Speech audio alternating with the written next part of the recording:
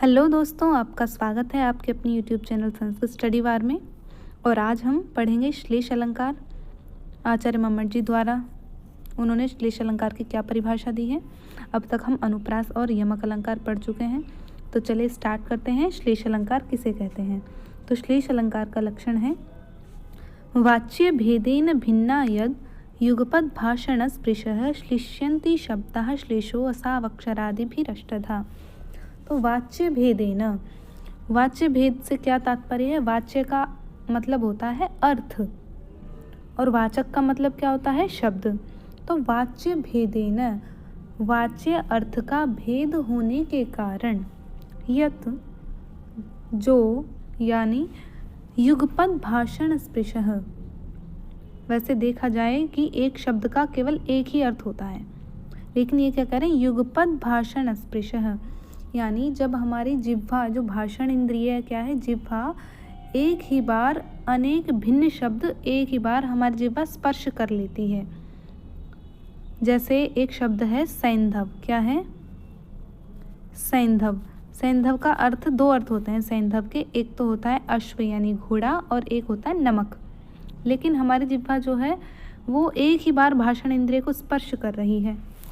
जैसे शब्द तो ये दो अलग अलग है, भिन्न भिन्न शब्द हो गए, लेकिन एक ही बार यानी भिन्न होते हुए भी हमें इनकी भिन्नता की प्रतीति नहीं होती, इसलिए एक शब्द से ही दो अर्थों की प्रतीति हो रही है हमें। तो इसलिए ऐसे शब्द जो हैं, यदि श्लिष्यन्ति शब्दः, यदि ऐसे शब्द एक साथ श्लिष्ट हो जाते हैं तो वो असौ श्लेषः, वह क्या कहलाता है? वह श्लेष अलंकार कहलाता है। और इस प्रकार ये श्लेष जो है अक्षर आदि के द्वारा वह अष्टधा 8 प्रकार का होता है। तो श्लेष अलंकार क्या होता है एक बार फिर से देख लेते हैं कि वाच्य भेदेन भिन्ना, वाच्य का भेद होने के, वाच्य अर्थ, वाच्य का मतलब क्या है? अर्थ। अर्थ का भेद होने के कारण यद भिन्ना शब्दः, यदि भिन्न शब्द हैं जो यद युगपद भाषण स्पृशः, भाषण इंद्रिय का एक ही बार अनेक भिन्न शब्द एक ही बार हमारी जिह्वा का स्पर्श कर लेते हैं या एक ही बार हमें सुनाई पड़ जाते हैं, तो श्लिष्यन्ति शब्दः, तो ऐसे शब्द यदि श्लिष्ट हो जाते हैं तो वह क्या कहलाता है? वह श्लेष अलंकार कहलाता है। और वह श्लेष अलंकार अक्षर आदि के द्वारा वह 8 प्रकार, अक्षर आदि के भेद से वह 8 प्रकार का होता है। अब श्लेष के 8 भेद क्या हैं? सच वर्ण पद लिंग भाषा प्रकृति प्रत्यय विभक्ति वचनानाम भेदात अष्टधा। वह वर्ण पद लिंग भाषा प्रकृति प्रत्यय और वचन, इनके भेद से 8 प्रकार का श्लेष मम्मट जी ने कहा है। वैसे तो मुख्यतः श्लेष के 2 भेद होते हैं, भंग श्लेष और अभंग श्लेष, लेकिन ये जो है ये भंग श्लेष के भेद है। भंग श्लेष 8 प्रकार का होता है, भंग श्लेष और अभंग श्लेष केवल एक ही भेद होते हैं। उनको हम आगे पढ़ेंगे, एक एक श्लेष के उदाहरण पढ़ के हम उनकी पहचान करेंगे। तो सबसे पहले है हमारा वर्ण श्लेष। वर्ण श्लेष, तो वर्ण श्लेष में हम पढ़ेंगे, ये जो श्लोक दिया है इसमें हमने एक ही शब्द को बोल्ड किया हुआ है, विधौ। तो इस पूरे श्लोक में केवल इसी में श्लेष है, विधौ में। अब हम इसको अर्थ के द्वारा समझते हैं कैसे। यहाँ पर किसी ने भगवान शिव का वर्णन किया है, भगवान शिव जी का वर्णन किया है कि उनका अलंकार कैसा है। शिव जी का अलंकार, उनका अलंकार, शिव जी का अलंकार कैसा है? शंकाकर नर कपालम। कैसा है? शंकाकर का मतलब होता है भयंकर। उनका अलंकार कैसा है? भयंकर नर कपाल से युक्त है। उनकी दुर्दशा बता रहे हैं, शिव जी की दुर्दशा कैसी है। तो जिनका अलंकार, उनके पास आभूषण कुछ नहीं बचा है, उनके पास उनका अलंकार क्या बचा है? भयंकर नर कपाल। नर कपाल यानी मनुष्य की जो खोपड़ी होती है वह, यह वही केवल एकमात्र उनका अलंकार बचा है। और परिजन के रूप में उनके पास क्या बचा है? परिजन का तात्पर्य है नौकर चाकर जो भी उनके साथ में है। तो परिजन के रूप में केवल एक क्या बचा है? विशीर्णांगी भृंगी। विशीर्ण यानी विकलांग, भृंगी विशीर्ण, विकलांग अंगों वाला, जिसके अंग विशीर्ण हो चुके हैं, ऐसा भृंगी ही एकमात्र उनका नौकर उनके पास बचा है। और वसु, वसु यानी धन, धन के रूप में उनके पास क्या बचा है? एको वृष बहुवयः, एक वृष यानी गाय, बहुवयः बूढ़ी गाय ही उनके पास धन के रूप में बची है। अवस्थेयम स्थाणो अपि भवति, सर्वामर गुरु, स्थाणो अर्थात शिव जी को कहा गया है। अगर यह अवस्था स्थाणो अपि शिव जी की भी हो सकती है, जो कि सर्वामर गुरु, सभी गुरुओं में अमर हैं, देवताओं में अमर हैं, तो वयम के पुनरमी, तो फिर हम कौन हैं। अब शिव जी की अवस्था हुई किस वजह से है, तो वो कह रहे हैं विद्धौ वक्रे मूर्धनि, जिसके मूर्धा पर मस्तक पर भाग्य टेढ़ा होकर स्थित है। यहाँ विधौ, विधौ में वर्ण श्लेष है। कैसे विधौ, दो शब्द हो गए इसमें, एक तो हो गया विधि और एक हो गया विधु। विधि और विधु में जैसे हमारा एक होता है हरि, जो एक शब्द है हमारा, हम दो शब्द लेते हैं, एक लिया हमने हरि और एक लिया हमने भानु। तो हरि और भानु ये दोनों क्या हैं, हरि तो इकारांत है और भानु हमारा उकारांत है। तो इकारांत और उकारांत जो भी शब्द होते हैं उनके सप्तमी में क्या बनता है, उनको औ हो जाता है। तो हरि को सप्तमी में क्या हो जाएगा, हरऊ, और भानु को क्या हो जाएगा, भानऊ। तो उनके सप्तमी एक वचन में हरि को हरऊ, भानु को भानऊ। इसी तरह से जो विधु है, विधु को सप्तमी एक वचन दोनों का, विधु का सप्तमी एक वचन विधौ बनेगा और विधि का भी सप्तमी एक वचन विधौ ही बनेगा। तो इसी तरह हम इसके दो अर्थ लेंगे। विधि अर्थात जो भाग्य है, विधाता भाग्य, और विधु का मतलब चंद्रमा। तो शिव जी के मस्तक पर, माथे पर चंद्रमा टेढ़ा होकर लगा हुआ है, तो इसलिए क्या है, मूर चंद्रमा भी उनके मस्तक पर टेढ़ा होकर विराजमान है और भाग्य भी उनके मस्तक पर टेढ़ा होकर विराजमान है। तो अंत में अगर हम क्या समझे, अगर अंत में शब्द के अंत में ई या ऊ हो, लेकिन सप्तमी एक वचन उसका औ हो जाता है। इसी तरह से विधु का भी और विधि दोनों का सप्तमी एक वचन औ हो जाएगा। तो इसका तात्पर्य है शिव जी के सर पर विधाता भी वक्र होकर स्थित है और चंद्रमा भी वक्र होकर स्थित है। तो जब यह स्थिति सर्व अमर गुरु, उस सभी देवताओं में अमर कौन, शिव जी की भी हो सकती है, तो वयम के पुनरमी, फिर हम कौन हैं। इस तरह से इसमें वर्ण श्लेष है, विधि और विधु। अब आगे चलते हैं पदश्लेष। पदश्लेष, पृथुकार्त स्वर पात्रम भूषित निशेष परिजनम देव विलसत करेणु गहनम संप्रति सममावयुः सदनम। अब कोई एक दरिद्र ब्राह्मण है, वो एक राजा से कहता है कि हे राजन, आपका घर और मेरा घर एक जैसा है। अब वो कैसा है, अब वो अपनी रचना के माध्यम से बता रहा है, अपनी जो उसने कविता लिखी है। मतलब वैसे तो एक जैसा नहीं है, बहुत ज़मीन आसमान का फ़र्क है।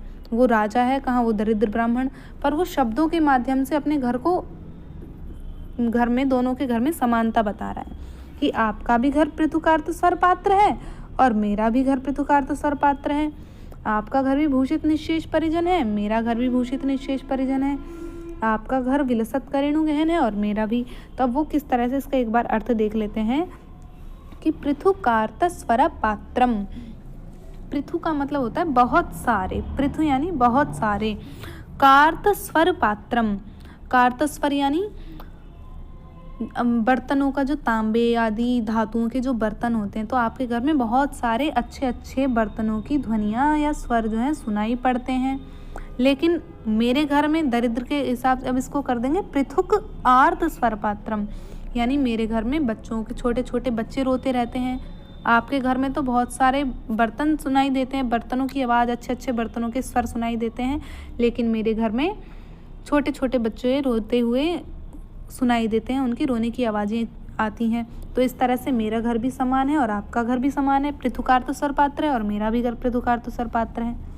आगे कह रहे हैं भूषित निशेष परिजनम देव, कि निशेष परिजन, आपके यहाँ पर जो सभी परिजन है क्या है, भूषित हैं, आभूषणों से युक्त हैं। लेकिन निशेष परिजन, सभी लोग कैसे हैं, आभूषणों से युक्त हैं, लेकिन मेरे घर में कैसे हैं, भू उषित, इसको ऐसे करेंगे भू उषित। मेरे घर में लोग क्या हैं, भूमि पर निवास करते हैं, वो ज़मीन पर रहते हैं, ज़मीन पर सोते हैं। तो इस तरह से आपके परिजन भी भूषित हैं और मेरे परिजन भी भूषित हैं। आगे कह रहे हैं विलसत करेणु गहनम, विलसत करेणु गहनम। तो विलसत सुशोभित है, करेणु गहनम, ढेर सारे हाथी, यानी हाथी का जो समूह है, राजा महाराजाओं के पहले हाथी हुआ करते थे बहुत सारे, वही उनका गहना होता था। तो वो कह रहा है कवि की विलसत करेणु गहनम, आपके घर में बहुत सारे हाथियों का जो झुंड है, समूह है, सुशोभित है, और मेरे घर में क्या है, विलसत का, विलसत का क्या होता है, मूषक यानी चूहे, विले सीदंती इति विलसत कहा, यानी मूषक, आपके घर में क्या है, बहुत सारे मेरे घर में चूहे के रेणु के गहन से भरा पड़ा है। इस प्रकार संप्रति समम आवयो सदनम, मेरा और आपका, हम दोनों का घर क्या है, वो बराबर है, एक सा है। तो ये क्या है, हमारा पद श्लेष हो गया, वर्ण श्लेष नहीं। यहाँ पद के द्वारा, शब्दों के द्वारा श्लेष है, वर्ण के द्वारा श्लेष नहीं है, अलग अलग शब्दों का श्लेष है, इसका हम ध्यान रखेंगे। अब आगे चलते हैं, लिंग श्लेष और वचन श्लेष। अब इस एक श्लोक के माध्यम से हम लिंग श्लेष का भी पता कर लेंगे और वचन श्लेष का भी। तो पढ़ते हैं एक मिनट बार। भक्ति प्रभ विलोकन प्रणयिनी नीलोत्पल स्पर्धिनी ध्यानालंबनताम समाधि निरतैर्नीते हित प्राप्तये लावण्यस्य महानिधि रसिकताम लक्ष्मी दृशोस्तन्वती युष्माकं कुरु भवार्ति शमनम नेत्रे तनुर्वा हरेः। तो इस श्लोक में कवि ने भगवान हरि के नेत्रों की तनु अथवा उसकी मूर्ति, तनु शरीर को भी कहते हैं और तनु मूर्ति को भी कहते हैं, तो भगवान हरि के नेत्रों की और उसकी मूर्ति की स्तुति की है। तो जो नेत्रे है, नेत्र तो हमारा क्या, नपुंसकलिंग द्विवचन है, और तनु क्या है, हमारा स्त्रीलिंग एक वचन है। तो इसमें हमने जो भी बोल्ड किए हुए हैं, ब्लैक उसमें पेन में लिखे हुए हैं, तो ये तो सभी हमारे क्या है, ये स्त्रीलिंग भी है और नपुंसकलिंग भी है। अगर ये स्त्रीलिंग है तो ये तनु के विशेषण है, स्त्रीलिंग एक वचन, और अगर ये नपुंसकलिंग है तो उसमें वो नेत्र के विशेषण हो जाएंगे, नेत्रे नपुंसकलिंग द्विवचन के विशेषण हो जाएंगे। इस तरह से इस श्लोक में हमारा लिंग श्लेष भी हो गया और वचन श्लेष भी हो गया। एक बार इसका अर्थ देख लेते हैं। भक्ति प्रभ विलोकन प्रणयिनी, भक्ति प्रभ, भक्ति से जो प्रभ हैं यानी विनम्र हो चुके हैं, उनको देखने में जिसको प्रणय हो जाता है, विलोकन प्रणयिनी यानी उनको देखने से जिसको प्रणय हो जाता है, ऐसे भगवान की क्या है, दोनों आँखें हैं, और वो आँखें कैसी हैं, नीलोत्पल स्पर्धनी, वो नील कमल से स्पर्धा करने वाली हैं, मानो नील कमल से वो स्पर्धा कर रही हैं। फिर आगे है, ध्यानालंबनताम समाधि निरतै नीते हित प्राप्तये। नीते क्या है, ये हमारा नपुंसकलिंग द्विवचन हो गया, तो नीते हित प्राप्तये, तो नीतम नीते नीतानी, तो नीते क्या है, हमारा नपुंसकलिंग द्विवचन है, तो नीते हित प्राप्तये, कुत्र नीते हित प्राप्तये, और किसके द्वारा नीते, ध्यानालंबनताम समाधि निरतहि, जो समाधि में निरत हैं, समाधि में तत्पर हैं, ऐसे समाधि तत्पर ऋषि मुनियों के द्वारा जो ध्यान का आलंबन या ध्यान का आश्रय बनाई जाती हैं। जब वो लोग नेत्र बंद करके हरि का ध्यान करने बैठते हैं तो हरि के नेत्र को अपनी बंद आँखों से देखते हैं, तो उनके ध्यान का आश्रय क्या बन गई, हरि के नेत्र बन गए हैं, हरि के नेत्र बन गए हैं। आगे, लावण्यस्य महानिधि रसिकताम लक्ष्मी दृशोस्तन्वती, लावण्य की महानिधि, लावण्य कैसे कहते हैं, सुंदरता, आकर्षकता, तो जो लावण्य की महानिधि हैं, कौन है, भगवान विष्णु के नेत्र लावण्य की महानिधि हैं।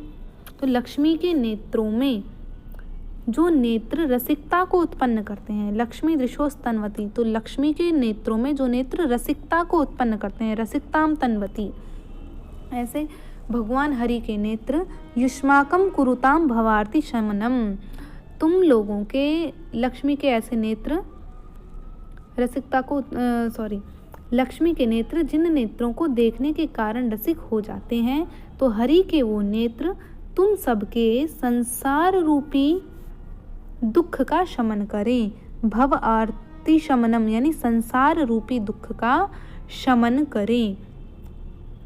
यहाँ पर जो कुरुताम है ये भी हमारा ये उभयपदी धातु है, करोतु कुरुतः कुर्वन्ति, ये हमारी आत्मनेपद में भी चलती है और ये हमारी परस्मैपद में भी चलती है। तो एक वचन भी है ये और द्विवचन भी है, कुरुताम। अब ये तो हमने नेत्रे पक्ष में पढ़ा। अब इसका तनु पक्ष में हम अर्थ देखते हैं। तो तनु पक्ष में क्या बनेगा? भक्ति प्रभ विलोकन प्रणयिनी, जो भक्ति से विनम्र होते हैं उनके देखने से जिसको प्रणय होता है, ऐसे भगवान की मूर्ति या उनका शरीर। फिर नीलोत्पल स्पर्धिनी, जो नीलोत्पल से स्पर्धा करने वाली भगवान की मूर्ति। और समाधि निरतैर नीते हित प्राप्तये ध्यानालंबनताम, तो समाधि निरत लोग जिसको अपने ध्यान का आश्रय बनाते हैं, ऐसे भगवान की नीते हित प्रीप्तये, नीता, नीता, अब ये हमारा एक वचन हो गया स्त्रीलिंग में। तो नीता ईहित प्राप्तये, ईहित यानी चेष्टित, जो चाहते हैं उसकी प्राप्ति के लिए, जो लावण्यस्य महानिधिम, लावण्य की महानिधि है, जो कौन? हरि की तनु यानी हरि की मूर्ति, हरि का शरीर, तनु जो लक्ष्मी की दृष्टि में रसिकता से उत्पन्न करती है, रसिकता को उत्पन्न करती है, वह तनु आपकी भवार्ती का शमन करे, आपके संसार रूपी दुख का शमन करे। तो एक तनु पक्ष में हो गया और एक हमारा नेत्र पक्ष में इसका अर्थ हो गया। तो इससे निष्कर्ष क्या निकलता है कि इसमें लिंग श्लेष भी है और वचन श्लेष भी है। यदि लिंग श्लेष है, स्त्रीलिंग है, तो वो तनु के विशेषण है, और यदि नपुंसक लिंग है तो वो नेत्र के विशेषण है। और नेत्रे क्या है? ये द्विवचन है, नपुंसक लिंग द्विवचन है और तनु क्या है? स्त्रीलिंग एक वचन है। इस प्रकार ये नेत्रे यानी स्त्रीलिंग एक वचन का भी, और नेत्र तनु तो स्त्रीलिंग एक वचन हो गया और नेत्रे नपुंसक लिंग द्विवचन। इस तरह से लिंग श्लेष भी हो गया और ये वचन श्लेष भी हो गया। अब आगे देखते हैं भाषा श्लेष। भाषा श्लेष में देखो, हमें देखते ही से पता चल जाए, इसको जल्दी से करते हैं, इतना कठिन नहीं है।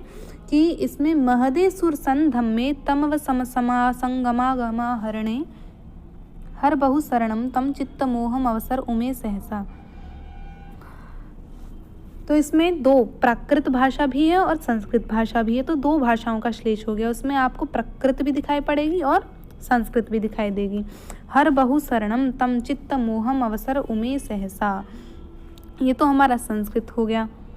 और ये ऊपर जो है महदे सुर संधम में तम सम समासं गमा गमा हरणे, ये हमारा प्राकृत भाषा है इसमें। तो इस प्रकार ये हमारी प्राकृत श्लेष भी है और संस्कृत भी है इसमें। तो ये हमारा भाषा श्लेष हो गया। अब आगे चलते हैं प्रकृति श्लेष। प्रकृति श्लेष में क्या है कि अयम सर्वाणि शास्त्राणि हृदिकेषु च वक्षति सामर्थ्यकृत मित्राणाम च नृपात्मजः। प्रकृति श्लेष मतलब प्रत्यय से पूर्व में जो प्रकृति होती है वो अलग अलग रहेगी। जैसे इसमें है हमारा वक्षति। वक्षति में क्या है? ये इसके दो प्रकृति बनेंगे, वह प्लस लृट और वच प्लस लृट। क्या? वच प्लस लृट, यानी वच धातु का लृट लकार भी वक्षति बनता है और वह धातु का लृट लकार भी वक्षति बनता है। तो एक तो हो गया हमारा वच और एक हो गया वह, यानी प्रत्यय तो इसमें स्यति स्यति एक ही है, पर पूर्व में जो प्रकृति है वो भिन्न है। तो इस तरह से इसमें क्या हो गया? प्रकृति श्लेष हो गया। यहाँ कोई व्यक्ति सभी शास्त्र कह रहे हैं कि अयम सर्वाणि शास्त्राणि हृदिकेषु च वक्षति। यहाँ कोई व्यक्ति सभी शास्त्रों को हृदय में तथा विद्वानों में वहन करे। यह कोई व्यक्ति, अयम यह जो कोई व्यक्ति है, सर्वाणि शास्त्राणि सभी शास्त्रों को हृदिकेषु च वक्षति वह हृदय में वहन करे, और गेषु च वक्षति और विद्वानों में उसको कहे, उसका भाषण करे, उसको बोले। सामर्थ्यकृत मित्राणाम च नृपात्मज। और एक ऐसा है सामर्थ्यकृत, ये सामर्थ्य कारक है। कृत जो है कृति छेदने, एक तो कृति छेदने इसका अर्थ ले लेंगे, और एक इसमें कृत क्री धातु हो गई और एक कृत धातु। तो सामर्थ्यकृत वो सामर्थ्य को बढ़ाने वाला है किसका? मित्राणाम मित्रों का, और अमित्राणाम सामर्थ्यकृत और अमित्रों के सामर्थ्य का कृंतन करने वाला है। कौन? नृपात्मज। नृपात्मज यानी राजपुत्र, उसके बारे में कहा जा रहा है। तो सामर्थ्य कृत मित्राणाम मित्राणाम च नृपात्मज है। इससे आपको समझ में आ गया प्रकृति श्लेष क्या है। प्रकृति किसे बोलते हैं, धातु को। तो इसमें धातु अलग अलग हो गई। वक्षति में वच और वह धातु है, लेकिन इसका जो लिट लकार है वो वक्षति बनेगा। ठीक है, इस तरह से हमारा प्रकृति श्लेष हो गया। अब आगे चलते हैं प्रत्यय श्लेष पर। प्रत्यय श्लेष में क्या है, ये हमारा है शब्द नंदिता। तो इस पूरे श्लोक में इस नंदिता में ही हमारा प्रत्यय श्लेष है। कैसे, नंदिता में हमारा क्या धातु है, नंद प्लस त्रिच। अगर नंदिता में नंद में त्रिच प्रत्यय लगाएंगे तो क्या बनेगा, नंदिता। और एक शब्द होता है नंदी, जो बैल होती है शिव जी की गाय नंदी, वो उसका मूल शब्द क्या है, नंदिन। नंदिन में अगर तल प्रत्यय लगाया जाएगा तो उसमें क्या बनेगा, नंदिता। तो यहाँ मूलतः हम देखें तो क्या है, प्रकृति भी दो अलग अलग है और प्रत्यय भी अलग अलग हैं। एक तो हो गई नंद प्लस त्रिच और नंदिन प्लस तल। तो प्रकृति भी अलग अलग हो गई और प्रत्यय भी अलग अलग हो गया। उधर वक्षति में क्या था, वहाँ प्रत्यय तो एक था लेकिन प्रकृति भिन्न थी, और यहाँ पर प्रकृति और प्रत्यय दोनों भिन्न भिन्न है, इसलिए यहाँ पर प्रत्यय श्लेष हो जाएगा। इसका एक बार अर्थ देख लेते हैं कि रजनी रमण मौलेह। रजनी किसे कहते हैं, रात्रि को। और रात्रि के रमण मौलेह, रात्रि के रमण कौन है, चंद्र हैं। तो रजनी रमण मौलेह, चंद्र जिसके मौली पर स्थित हैं, विराजमान हैं। कौन है वो, शिव जी हैं। पाद पद्मावलोक क्षण समय पराप्ता पूर्व संपत सहस्रम। तो शिव क्या है, शिव के पाद पद्म के अवलोकन का, पाद पद्मावलोक, शिव के पाद पद्मों के अवलोकन का क्षण समय पराप्त पूर्व संपत सहस्रम। क्षण भर का यदि समय मुझे प्राप्त हो जाए तो मान लीजिए अपूर्व संपत सहस्रम, मुझे कोई अपूर्व यानी हजारों संपत्तियां प्राप्त हो जाएंगी। फिर आगे कहते हैं प्रमथ निवह मध्य। ये यहाँ पर मिसप्रिंट हो गया, प्रमथ निवह मध्य जातु चित त्वत्प्रसादात्। फिर वो कह रहा है त्वत्प्रसादात्, और यदि कहीं जातुचित, यदि कहीं त्वत्प्रसादात्, हे भगवान, हे शिव जी, आपकी कृपा से, तुम्हारी कृपा से यदि प्रमथ का मतलब है तुम्हारा जो समूह है उनका, शिव जी की जो सेना है उसके समूह में यदि मुझे उसी के बीच थोड़ी जगह मिल जाए तो क्या ही बात है। तो अहम, यदि उसके बीच मुझे जगह मिल जाए तो अहम उचित रुचि ही स्यात्, मैं उचित रुचि हो जाऊंगा। नंदिता तथा में, और वही मेरी नंदिता हो जाएगी, यानी मेरी प्रसन्नता हो जाएगी। या फिर नंदी, इसमें बैल अर्थ भी ले लेंगे, मेरी नंदी का भाव वही, मैं नंदी बन जाऊंगा, मैं जो है नंदी बन जाऊंगा, या वही मेरी प्रसन्नता हो जाएगी। तो आगे चलते हैं विभक्ति श्लेष। विभक्ति श्लेष का उदाहरण है सर्वस्वम हर सर्वस्य त्वं भवच्छेद तत्परः नयोपकार सामुख्यम आयासी तनुवर्तनम। इसमें क्या है, एक चोर जो है अपने बेटे को चोरी करना सिखा रहा है, ये भी अर्थ हो जाएगा। और एक भक्त है जो भगवान शिव जी की स्तुति कर रहा है, ये भी अर्थ हो जाएगा। तो पहले इसको भगवान शिव के अर्थ में देखते हैं कि सर्वस्वम हर सर्वस्य, हे शिव जी आप सबके सब कुछ हैं। और भवच्छेद तत्परः, भव का अर्थ भी क्या है, शिव है, हर का अर्थ भी शिव है और भव का भी।